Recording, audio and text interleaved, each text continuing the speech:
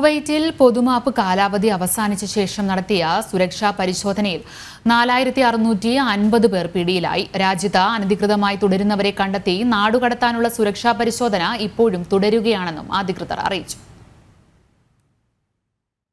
രാജ്യത്ത് അനധികൃത താമസക്കാർക്ക് പ്രഖ്യാപിച്ച പൊതുമാപ്പ് കാലാവധി അവസാനിച്ച ശേഷം നടത്തിയ സുരക്ഷാ പരിശോധനയിൽ 4650 പേർ പിടിയിലായതായി കുവൈറ്റ് ആഭ്യന്തര മന്ത്രാലയം. ജൂൺ 30-നാണ് രാജ്യത്ത് പൊതുമാപ്പ് കാലാവധി അവസാനിച്ചത്. ഭൂരിഭാഗം പേരും പിടിയിലായത് മലയാളികൾ ഏറെ താമസിക്കുന്ന ജിലി, മഹബൂല മേഖലകളിൽ നിന്നാണ്. വിരലടയാളം രേഖപ്പെടുത്തിയ എല്ലാവരെയും നാടുകടത്തൽ കേന്ദ്രത്തിലേക്ക് മാറ്റിയതായി general directorate four residency affairs മേധാവി ജനറൽ ബ്രിഗേഡിയർ യൂസഫ് അൽ അയ്യൂബ് അറിയിച്ചു. 65,000-ൽ പരം പേരാണ് പൊതുമാപ്പ് ആനുകൂല്യം പ്രയോജനപ്പെടുത്തിയതെന്നും അദ്ദേഹം കൂട്ടിച്ചേർത്തു.